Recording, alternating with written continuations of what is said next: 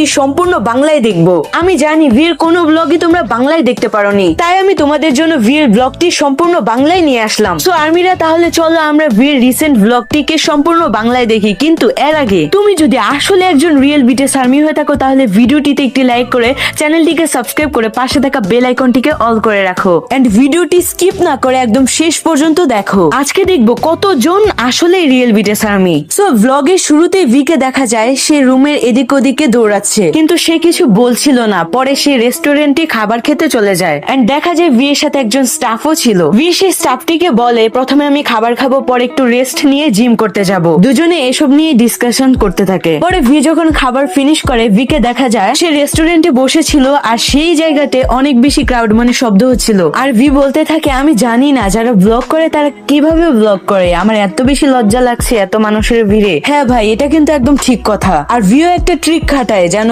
কেউ জানতে না পারে ভি ব্লগিং করছে। ভি ক্যামেরাটাকে অনেকটাই নিচে রেখেছিল যাতে কেউ খেয়াল না করতে পারে। ওয়াও আর্মিরা, দেখেছো তোমরা আমাদের ভির কত বেশি বুদ্ধি। পরে ভি এভাবে চুপ করেছিল, কিছু বলতে পারছিল না এত লোকের মাঝে। পরে ভি ক্যামেরাটাকে স্টপ করে ফেলে। সো নেক্সট ক্লিপসে দেখা যায় আমাদের ভি জিমে যেয়ে অনেকক্ষণ ধরে এক্সারসাইজ করছে। আর ভি এভাবে এক্সারসাইজ করতে থাকে। সে কিন্তু অনেকক্ষণ এক্সারসাইজ করেছে। প্রথমে সে একটা টি শার্ট পরেছিল, পরে তার এতক্ষণ ধরে এক্সারসাইজ করার জন্য গরম লাগায় সেটাও খুলে ফেলে। মানে আমি গেঞ্জির কথা বলছিলাম, অনেক গরম ছিল তো সেজন্য। আর জিম করতে টাইম ভি কিছুই বলে নাই, সে শুধু বলেছিল হ্যাঁ এখানে অনেক বেশি গরম রয়েছে। পরে ক্লিপসে দেখা যায় ভি অনেকজন স্টাফের সাথে রাতের বেলা ঘুরতে বেরিয়েছে। আসলে ভি এসেছিল রানিং করার জন্য। পরে ভি 6 জন স্টাফের সাথে জোরে দৌড়াতে থাকে। আর ভি দৌড়াতে দৌড়াতে বলে যে আমরা 6 জনে দৌড় দিয়েছিলাম, কিন্তু 3 জন তো দেখো পিছিয়ে পড়ে রয়েছে। পরে তারা চেজিং করে আসতে থাকে। ভিকে দেখে মনে হচ্ছিল অনেক বেশি ক্লান্ত, কিন্তু তারপরেও ভি দড়ি বেয়ে বেয়ে উঠতে থাকে উপরে। আর ভি এত স্ট্রং